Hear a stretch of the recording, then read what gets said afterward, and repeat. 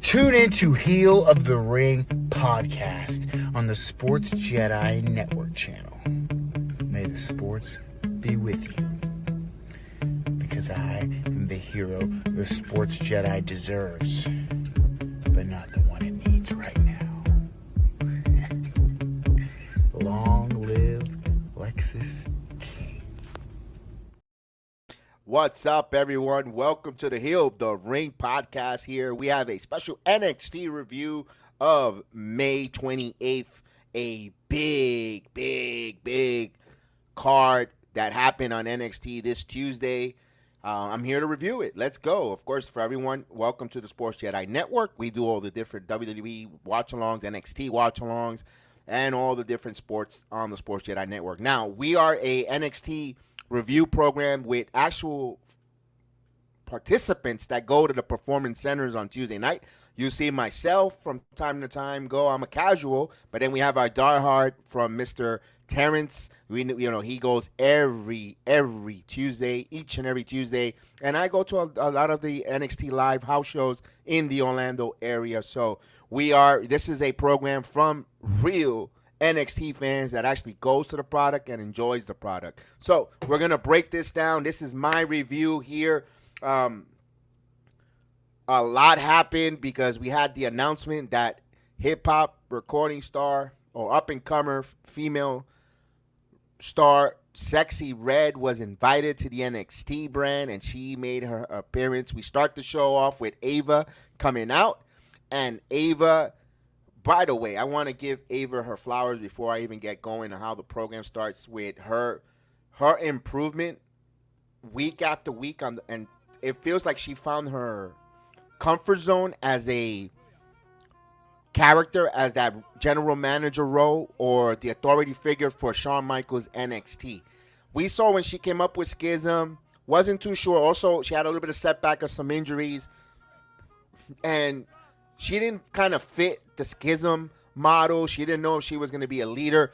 I think all of us thought she was going to have that Rhea Ripley effect, like Judgment Day, become like the leader of Schism. But the best decision is having her right now as an authority figure. It's not a bad thing for Ava. She looks comfortable getting in front of a microphone, talking in front of everyone, talking in front of the PC crowd, and she has something to unveil. Of course, Sexy Red comes out to the delight of the crowd of the Performance Center. I'm pretty sure every one of our friends in the Performance Center must have enjoyed Sexy Red come out. Of course, one of her famous things she does is sing and twerk, and she did that right there on there. It might not be certain cups of coffee for some other people. Some people might like it, some people don't. But hey, it's WWE. It's a developmental. It's supposed to be a developmental with the younger stars of the future, and this artist is, you could say, up and comer. Who hasn't really made fully mainstream, but she's well known in her genre of music, and she's come together in NXT. I kind of like it. I like that she has something to unveil. She unveiled the physical North American Women's Champion, which the tournament, we're gonna have 2 qualifying matches that night. That same night as we're going to review them, and all the leading up to the premium live event on Battlegrounds on the 9th of June. And right off the bat, you see Taylor Paxley slithering her way in and trying to grab the title away from Sexy Red. A little back and forth with the title there. Although I was a little worried myself. I didn't know if Sexy Red was gonna get physical, have some physicality. After she just recently had a baby a few months ago, so I'm like, I hope not. Although she was teasing that she wanted to come to NXT and give someone an RKO, and I was like, calm down. We don't need to get physical yet. It's nice to see you there. Hang in there. If you're not, hopefully you're healthy enough to take a bump, but it was a fun segment there. And then, of course, it leads into Meechin coming from the back. And then we jump into the first qualifying match of the NXT North American tournament or qualifying match. A back and forth match at times. I like seeing what Tatum Paxley's doing week after week. For me watching her from Level Up in person over the 2.0 era, seeing Tatum there, saw her a little bit with Diamond Mine, a little timid into this dark character, and the great program, the rub that she got working with a Lyra Valkyria, and seeing Tatum Paxley now kind of on her own and her own program and her own mystique weird way, but getting better in the ring. I thought she put some great match with Meacham.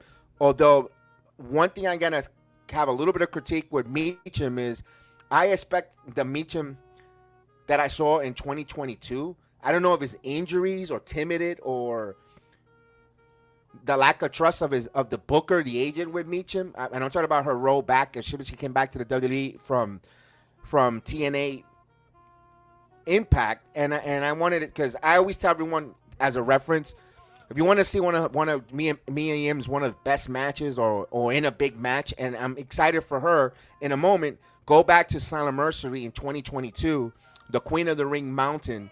I mean, that was a ladder match there. Mickey James was on it, Diana Perrazzo, Chelsea Green, I believe Tasha Steele. And forgive me if I'm forgetting any of the ladies that were participating in that. But that match to me, and I always reference it a lot because they really bought the house there. And I saw Meacham do some moves that I kind of want to see. I haven't seen her attempt it or translate into the WWE world and her return back to the WWE. I know she could go. So for her seeing this match and she get the victory. It was I actually thought Tatum Paxley out-wrestled. Meacham looked more stronger. I was a little disappointed, but she got the finish, she got the win, but I understand why Meacham is going on to this title. Putting her into this ladder match makes sense. There's a storyline behind it. I'll give it to you. Everyone knows her kayfabe, her husband is Keith Lee. Keith Lee, when he was in NXT, was a very well-renowned NXT North American champion. WWE, like now, with this new WWE with Paul Levesque and Shawn Michaels, with the lack of no longer with Vince McMahon's influence, they're allowed to speak about other companies or talk about their past more and bring it up to the modern times, or as we watch a presentation of any of the wrestling programs or any WWE program.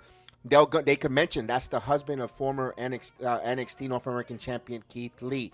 Wouldn't be something to have a husband and wife win this prestigious title. That's a storyline. Remember, WWE is about wrestling, but it has a storyline and a purpose behind the majority of what we see week after week, even especially in the Paul Levesque era. Everything has a purpose, has a meaning, as we figure out, as we see week to week. If you haven't seen that and you're just too busy crapping or just being negative about the product, then then WWE or NXT isn't for you. Maybe, and there's a company that could really use your ratings that are struggling week after week on Wednesdays that could really use the viewership. And they'll give you spot matches. They'll give you dream matches week after week with no storyline. And maybe that's your cup of coffee. And to me, I like the storyline. I like the episodic must listen, must see, everything matters wrestling program because hey, 2 hours, that's a lot of our free time to invest in it. And I want to be entertained, not just with Spot Fest, with something that's going to give me a cliffhanger to watch next week. And that's what NXT is doing, especially if they go that route with Meacham and that storyline behind it. And of course, before and while that match was happening, we had Jada Parker come out and scout things out. She sat down on ringside, had a commentary, had a back and forth. Jada, a favorite to win this North American title as well. I mean, she has all the mannerisms of a star. Her heel persona, she has the look. She getting better ring in, ring out with her ring ability, and she could cut a promo already. She's wicked, quick on the microphone, at least in my opinion. Maybe folks want to disagree or agree. That's the fun part about this. I think Jada has that it factor. She has the great coaches there that's going to help her season her, get better. I wouldn't be surprised if she's the first inaugural North American woman champion for Jada Parker. But she was at ringside. Of course, we see Meacham win. We move on. We had a couple of backstage where we saw Lexi King, my guy, having a conversation, or we saw Dante Chen getting congratulated by the locker room in the back, getting his first victory on TV. Then Lexi King comes out, and again, Everything matters. Attentions to detail. But while they're having their spat back and forth about you got a lucky win, I didn't get a lucky win. I beat you. Look in the background. You see Bronco, you see Lucius Prince, and you see Sean Spears having a deep conversation, like a recruiting conversation. What is Sean Spears up to? We saw him getting in the ear of Rich Holland a little bit in a couple episodes of NXT prior. There's something slithering with Sean Spears. Keep an eye on those attention to details. Again, everything that's happening in WWE has a purpose, and there's something about it that they're always going to revisit to, and there's reference points to it. Then this backstage leads to a match later in the evening. It's going to be for Dante Chen. He says, you know what? I wasn't lucky. He goes, you were lucky. I could beat you. Let's go. Let's go right now. Lexi King kind of, okay, let's go. They accept the challenge, so they're gonna take on a match later in that evening. I'm gonna give you another man. And by the way, let's talk about that match. You know what? I'm not gonna have the chronological order of the matches, but I'm gonna talk about them as it comes into my off memory here. When Dante taking on Lexi King, like, oh, here's WWE not pushing a Lexi King. Oh, what are they doing? They're booking, yada yada. Again, it's about storytelling, and purpose. Shawn Michaels and his creative team in NXT, it might not be everyone's cup of coffee, and you might not like the direction that they're going with that, ladies and gentlemen, or it might not please to you, but there's a story that they're trying to build, and these performers are trying to not play out, but fulfill or execute their story plan that is given by their coaches. Remember, they gotta learn. They're learning on the fly as well. My thinking with Lexi King, Dante Chen has a match with him. Dante Chen gets another victory, a sneaky victory on Lexi King, and Lexi King. And you gotta and listen, when we're at the Performance Center, we get to see things up close and personal. The matches, the styles, when they're gonna wrap it up, or the crowd involvement, being there. When I go, I like to watch the show as well at home on my DVR, because commentary gives some nuggets, some details to enhance the viewing, and that's why you gotta pay attention when Vic Joseph says Lexi King is becoming unhinged, lunatic, and they're referring to his father, Brian Pillman. Remember, at the end of the day, Lexi King is still Brian Pillman Jr. They're trying to tease that he's going to be unbuckled, unhinged, that heel persona, like wild factor on Lexi King. And then he's just, that's going to, when they get ready to give him that major push, he's going to be unhinged. He's going to, who could stop Lexi King? And that could probably get a North American title run later in the year with him becoming on that, gathering that momentum as that heel. Remember, not everything in wrestling is always peaches and cream when you got your baby faces always on top and waving pom-poms, because one thing about the Performance Center, and I've been attest to it, when the Goody Two-Shoes continue winning like Braun Breaker, the crowd would turn on them, on Braun. And I think NXT is conscious of that, and sometimes the chase in the baby face is greater than the heel on top brings more vibe to that crowd. And that's just my opinion. We move on with that. We get to see something that's been brewing for a while now. Rich Holland and Evan Bourne.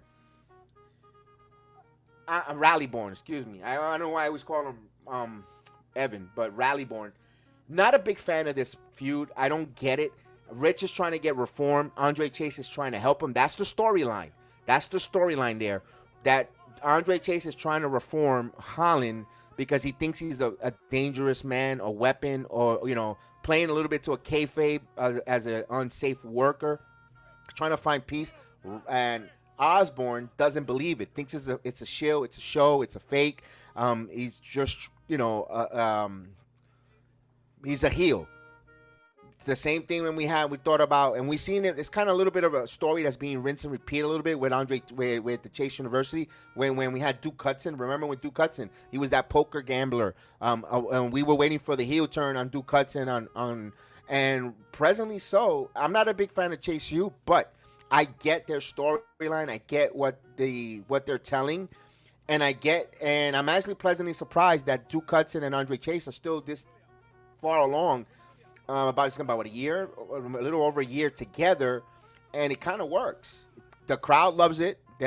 Duke has bought into this whole gimmick change with the U and all that, and I think there's a place for people to like Chase University. And again, it's not my cup of coffee, but I understand what they're doing. Thea Hale wants to trust Riggs, wants to try Holland, and she likes Osborne, and that back and forth, and we'll see where that goes on later on with that. There's storytelling. It leaves for more storytelling in that saga for more television. Again, it might not be your cup of coffee, but they're still leaving that open. Like, oh, okay, yeah, that's that story going. Let's see what the payoff is. That's my point. We'll move on to the next where we get a tag team. Now, this is a funny one because we see a backstage promo from Luke Gallows and Carl Anderson. They've been calling out the tag team champions, the tag team champion Nathan Frazier and Axiom, and it seems like they've been avoiding. So, the OCs are saying that they're pretty much want to be the hunters looking for the prey. So they're like, you guys are avoiding us. But before that, there's a match between Idris Enofe and Malik Blade.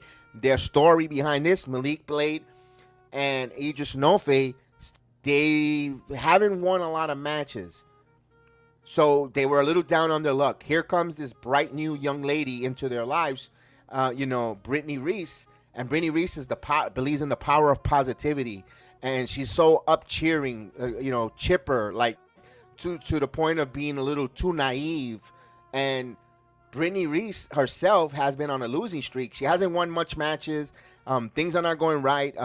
And Malik is all bought into the power of positivity. And Enofe believes in superstition. We saw the Black Cat a couple of weeks before.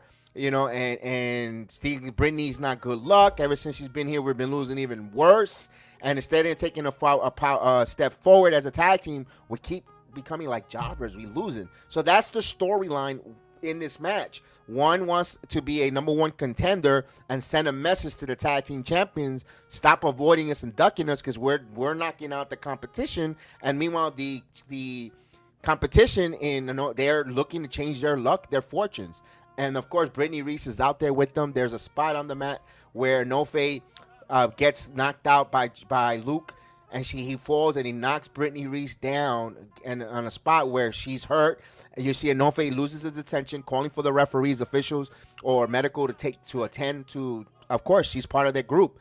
That's where Gallows takes advantage. They hit a finisher. They get the victory. They move on. It's not a tournament. They just win that match. They get the victory on Enofe and Malik Blade. Their bad luck continues. That's just one of the storylines that comes out of this. Then, as we see them celebrating, the tag team champions from becoming hunted become the hunters. They attack the challengers. Boom, sets up a match for Battlegrounds for the tag team titles between Axiom and Nathan Frazier taking on Luke Gallows and Carl Anderson. That's the story on that there. The match has served its purpose. Again, all these matches are telling stories and leaving cliffhangers or a little bit of nuggets for you to want to watch NXT the following week, which I appreciate. It might not be the spot fest where you're going to see 450 hit Phoenix Splash. You're not going to see, you're not going to have the super kick parties. You're not going to have anarchy in the toilet. You're going to have a match where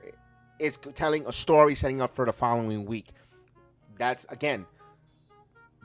where we go on here. Then we have Roxanne Perez, your women's champion, in the middle of the ring. She doesn't know who her opponent is. She's standing there. I love that she's cutting that promo about her, that how much when she was 13 years old, she went out to become a champion, to be the best of whatever company she was going to work in, especially when she made it to NXT, how she cherished and appreciates that NXT Women's Champion, not like other former champions, that they use it as a stepping stone to go on to bigger and better things, or use it as a leverage to go to something else. I guess he took shots at Asuka because she dropped the title, never lost it. My point is, she's saying she's the best woman champion in wrestling. So out comes the general manager, Eva. Phenomenal job again, introducing, to letting us know who is her next opponent. We hear the sirens. None other than NXT Knockouts champion Jordynne Grace. We saw Jordynne Grace in the Royal Rumble. That is going to be her next opponent for Battlegrounds Sunday. The whole wrestling world has gone on a huge impact of a wow factor, because I don't think, and WWE did a phenomenal job of concealing it. No dirt sheets, nobody had that spoiler of Jordynne Grace being that opponent. We thought about Tegan Knox. They threw a little bit nuggets of maybe Tegan Knox, maybe Camille signed with the WWE and not with and with AEW. We know that in June, Money in the Bank for Heat Wave is supposed to be Julia, but Julia got injured. I don't know if she's going to be healthy enough to take on the champion at that time. Nevertheless, that was a wonderful, pleasant surprise. Jordynne Grace introduces herself in a spot where I love, with Booker T came out the sucky quack quack at the moment when she said, "I'm Jordynne Grace, the Knockouts champion." That was great. Now they're going to face off. That's going to be set up wonderful there. Is there a forbidden door opening? Like everyone likes to say that. It looks, and we've seen that from the weekend of WrestleMania, that when GCW had Shayna Baszler had that one-on-one bout with Marsha Slamovich. So this is a working relationship that goes back as far as Royal Rumble, where the Paul Levesque era, at least in charge, is willing to work with other companies, All Japan Wrestling, because we saw Charlie Dempsey from for NXT participate in their tournament in All Japan Wrestling this year, and the year prior to that, with Pro Wrestling Noah, seeing Nakamura taking on the Great Muta in one of his matches. So the WWE is open now. A partnership with Marigold. With Julia is going to come now to NXT, and Io Sky is rumored to go to Marigold to have a program out there, along with Carrie Singh, even Natalia. Although reports are saying that she has her contract has come to an end, or it's about to be done, and no renewal yet with the WWE, where she's maybe possibly a free agent. Natalia is scheduled to fight or wrestle Jordynne Grace at Slammiversary in Montreal. Now, I don't know if she's going to be as a TNA product or TNA exclusive wrestler, when WWE is going to allow her to go, and as part of the exchange for the working relationship, whatever the case is. Who knows? Let's just wait and see what happens. We all know, everybody's speculating about Becky Lynch, Rebecca Quinn. She's a free agent. She's going to take a minor time off. Look, her husband is recovering from surgery. They've got a young daughter. This is the first time that Seth doesn't have to work because of injury. She's a free agent. She doesn't want, the summertime. They talked about, going out and traveling the country, different zoos. I know that her daughter likes to go to different zoos when they and do these things and all that stuff. Take some time off. Take 3 months. Come right back into the WWE and have that contract there. Look, everyone says, well, Edge said the same thing and he ended up with All Elite. Couple of weeks later. With Becky Lynch, she's just probably tired. She's just a mother, 37-year-old mom, author, book writer, the book tour, plus wrestling all across the world. She was in, all different parts. WWE's traveling all over globally. It wears down. Wears down at a 37. Maybe she, take some time and regroup to charge the batteries. And if she's also playing All Elite Wrestling, what can we do? Okay, now they open up another spot in the top of the women's division. On the top, I always say the women's division is top heavy in the WWE. Well, you just take one out, and the machine will produce another top heavy woman. Tiffany Stratton is ready to chomp on the bit. It's okay. Whatever for Becky Lynch, we're waiting with open arms. Whatever she does, she given a lot, and we'll just enjoy what happens to her next. So we'll move on here. And with that said, and I like the fact that we see the challenger for Roxanne and Jordynne Grace later that night. We see Stevie Turner in the general manager's office. Stevie Turner, a female wrestler from NXT UK, Her gimmick hasn't really hit too much. She was supposed to be a podcaster who would podcast, talk about NXT a little bit, and be a wrestler, but that didn't fit so well. They try to do little vignettes and stuff, and she's been wrestling house shows a lot. She's been kept active for Stevie Turner. Not a lot of TV time on the NXT brand. A little level up here and there, But for her, she was demanding a title, and she made good points. Why does Jordan Grace gets a world title shot? She hasn't done really nothing in this company, yada yada. So Ava walks in Ms. Grace and introduces herself, and they say, you know what? You'll have a match next week, and Jordan Grace's first match at NXT will be against Stevie Turner. Everyone's saying, what kind of match should it be? Should it be a squash? Should it be this, that? Whatever it is, it's going to be phenomenal. That's all I could say. I'm going to enjoy it. We'll move on here where we have a match. I believe it's the next match will be for another women's qualifier. Again, it is Kalani. Now, Kalani Jordan, it's another woman who's favorite, and she's gonna take on. I forgot her name. Oh, no, I got her name here.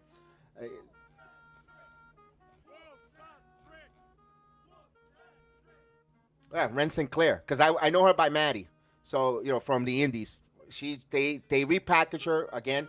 They repackage her name, and Ren Sinclair taking on Kalani Jordan. Now, for Ren Sinclair, I know her from Maddie from the Indies.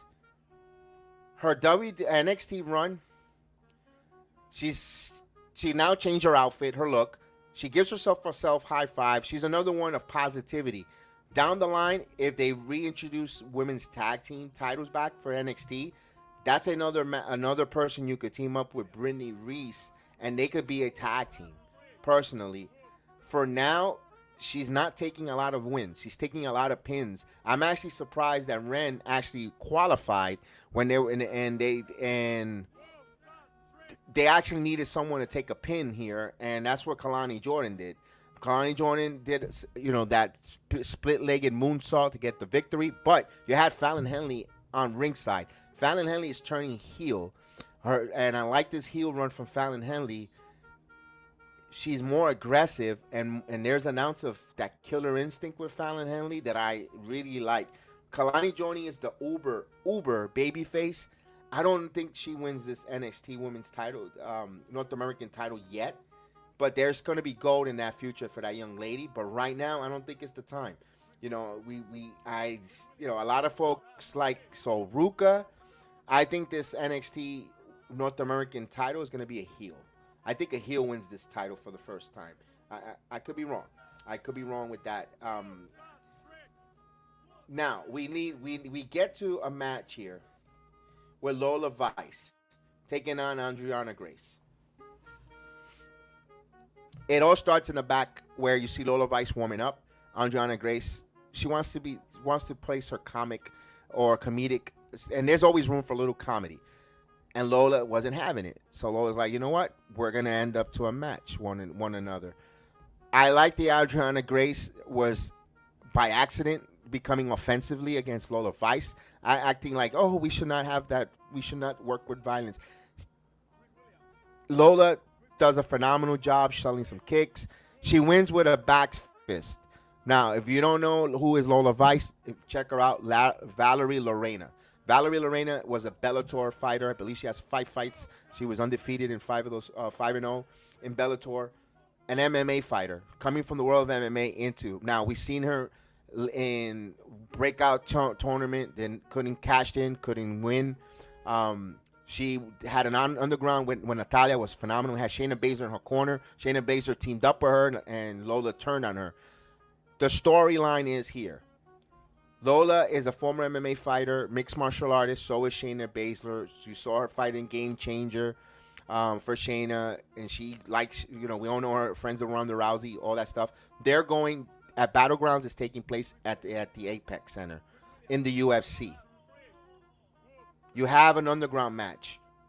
You're catering to both. You're trying to merge both worlds here with the WWE and TKO with UFC merger there. Kind of that's a symbolize. We have that underground in that arena. That's the storyline where you saw Shayna Baszler come out after she called her out. The ladies are like it's like a weigh-in type of deal with in the wrestling kind of world. If you understand, when they do the weigh-in and get into that scrum back and forth and they want to go at it, that's what these ladies are showing. They're spicing up that fight for that underground, and that's what the storyline is here. For Andreana Grace, she was just there to tell that story of Lola Vice and her hands, her MMA background when she gets her hands on Shayna Baszler. That's going to be a battle. Do I see a lady getting busted open? I think so, ladies and gentlemen. Next Sunday, that's going to be a viewer discretion match. I think these ladies there's going to be some punches. There's going to be some hands being loose, because these both ladies come from that world of mixed martial arts and MMA, combat sports. They're gonna throw some punches, realism. Look, that I think one of the matches that doesn't get talked about, because the wrestling world is not closed-minded. Doesn't have the open mind. I think Ronda Rousey and Shayna Baszler at SummerSlam was a very good match. I'm one of the few minority that says it was, because I cover UFC here with my son and my partner Chef Dan, and we appreciate the MMA world, and we kind of I enjoy that Ronda Rousey and Shayna Baszler, and I'm going to enjoy the Lola Vice and Shayna Baszler fight next Sunday. I'm going to look forward to that, because I know there's going to be a hard-hitting. There's going to be some moments hard-hitting. It's not going to be totally that bloodbath war, because I don't believe then they have to get sanctioned by Nevada State Commission. But although we haven't heard that, or maybe in the introduction, if they say that, they're really going to let things go, and they're really going to let some haymakers go. So I'm looking forward to that. All right, so we saw backstage Oro Mensah got into the face of Lash Legend, wondering if Trick Williams was the one that hurt his friend Noam Dar last week. He got mysteriously jumped in the back. Don't know by who. Lash says, no, it's not Trick Williams, hinting that of course, there's a relationship or an interest between one another, between Lash Legend and the world champion, Mr. Trick Williams. And they leave. Then later on, another backstage, we see him hurt. Oro Mensah's hurt now, injured. Makes you wonder what's going on. And Jakara's saying that might be Trick again. I'm going to find out. So they leave that cliffhanger. Then we have a match that was set up last week, because Trick Williams got attacked by Gallus Boys. Joe Coffey and Mark Coffey, they don't know where Wolfgang is right now. They mentioned that earlier. They're going to take on Javon Evans and Trick Williams. That's your main event. Now, Trick Williams and Javon Evans are in the back preparing for the match. Sexy Red stops by to say hello. Javon Evans asks her to accompany them to the ring, and she says, why not? More Sexy Red. Sexy Red accompanies them down, and we have the main event in a pretty good match here. Of course, Javon Evans, a superstar in the making with his move sets, his wrestling ability. I know he's only 19-year-olds, guys. He's only a 19-year-old kid. He's a kid. He just got to get better and tighten up on his promo skills. If he's not a good promo skill guy, you can always get a mouthpiece for him. You can always find a manager. You could breed a manager for him. But the kid has potential to be a mega star. He's already got the crowd in NXT going bananas, going berserk with his move sets. His moves are so clean, so like ooh ah. And yes, could you say, oh, he's a spot fest wrestler? He does ooh and ahs. That's what got him to the dance. Now the WWE is going to fine tune him, where not everything has to be with that high risk maneuvers. They'll teach him the psychology and the wrestling ability with the promo, and they have a mega star. That's why I'm very high on Javon Evans, in my opinion. Now Trick Williams, this is what he's going to be, stand and delivered. He's just champion now for 60 days. This is going to be, I believe, his first title defense coming up. What's the complaint? I don't, they're not booking him well. No, there's a storyline. He's in a storyline right now with either a triangle with Lash Legend, love triangle type of deal, where Noam Dar might be jealous. Oro Mensah, his metaphor, there's some dissension is there. Not, Trick Williams' relationship with Lash Legend. There's a story to be told there. So they get the win. You're a world champion. They pin the Gallus Boys. Lash Legend comes out, wants to question him on, and the lights go off. The lights go off, and he gets attacked by none other by a newcomer to the WWE in Nathan All Ego Page. We saw him in All Elite Wrestling. He was an off and on character and on AEW. Wasn't utilized well, you could say that, especially when you have a television, a TBS title. You have a television title there, kind of. You made so many different titles there. Sometimes could it be of his own doing? I don't know. You know, to me, he's a good talker. I always thought he was very well promo wise. He could speak well in All Elite Wrestling. He was when he promos were meaningful. There was some substance behind it. I like his microphone skills. Wrestling is good. But I like that now where he's at NXT. They're just gonna fine tune it and they're gonna help him moving him along and probably help along the talent. Maybe they don't see. Maybe that's what he's there for, to help the talent along. Give him a job, get him some wrestling bumps. See if they could catch lightning in a bottle with him, and if not, he's gonna help the second generation of the NILs that they have and the younger talent learn how to get some bumps with a professional wrestler in there. Learn how to be a ring general against a veteran like a Nathan Page. There's substance and purposes for guys like that in NXT or any wrestling company, and I think I hope Page takes that level takes his wrestling skill to another level where he becomes a main roster call up, where like a Dijak, reinventing for like a Dijak, or or dragging off down sort. And maybe he might be. Remember, he's also a good friend of Cody Rhodes. We saw on Twitter Jake Cargill excited to see him in the NXT in the WWE world. And she tweeted out. People were tweeting out the excitement and happy for Ethan Page in the WWE. They actually what it looks like. He was a likable guy in the locker room, just didn't have a break. Now it's up to him to shine, sink or swim, and that's what and that's the storyline now. Why now on Tuesday? Why has Page come to NXT to attack, and why Trick Williams? Because he's the champ. And I want to know what's the story behind it. Why is he there? What's his mission statement? We'll find that out, and which that cliffhanger for Tuesday. I would like to see NXT start off with him in the ring, the same way we had the chairman, Sean Spears. We found out why. I want to see here what's his mission statement for Nathan. I want to know what's going on. So let's go with that. With that. So that is your review for NXT here. I thought the show had a lot of storyline that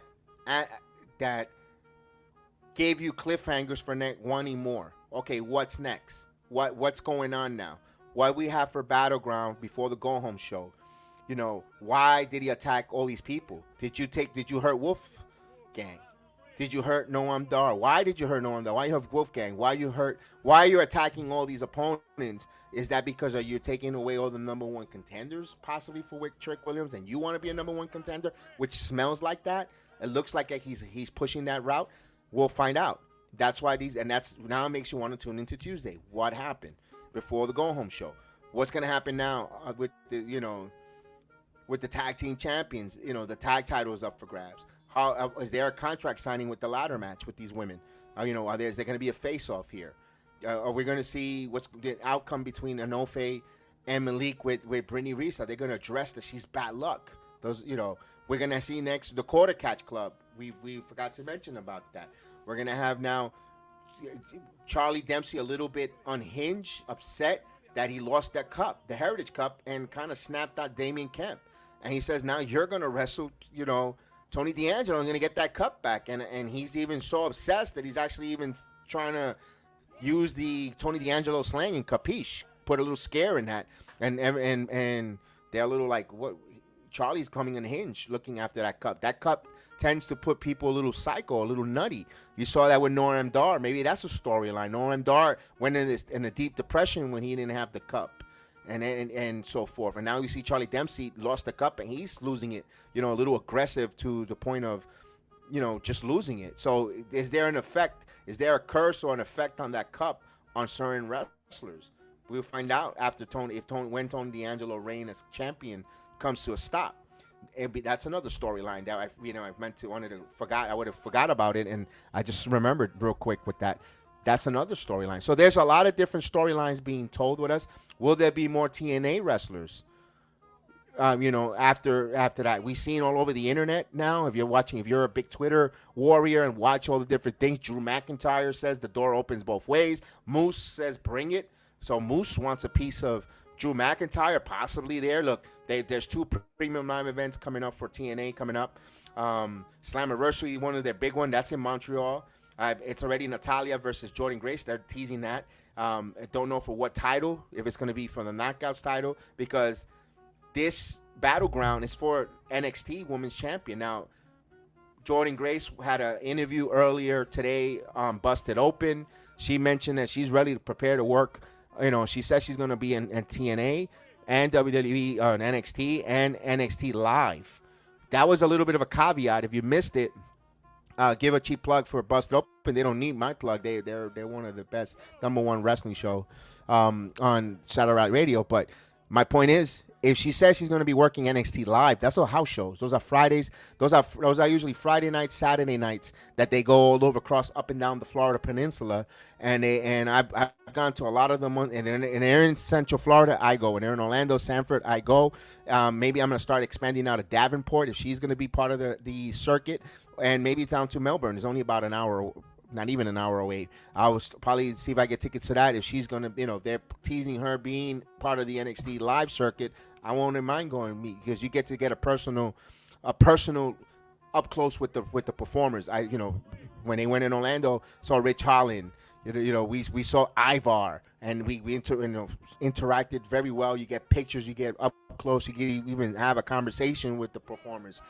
Carolina Cruz, the Emily, who got released from the Next Gem, got to see her before her first and only match with the WWE on the circuit with Lola Vice. Hell of a match. I didn't understand why they released her personally, but that's another question for another day, another podcast. I don't know why, because she had all her mannerisms. The match was fast paced. The timing was good. It wasn't in bocce. It was a good match, ladies and gentlemen. I don't know why they released her. I don't know if it's tardiness. Hopefully it's not. I hope it's something that she could change. Where good thing that you saw Booker T immediately grabbed her to the reality, to wrestling reality down in Houston. Booker T, another one. I gotta give him his flowers. Hell of a wrestling school. His shows on Sunday nights is from Houston. A1 for an indie show, for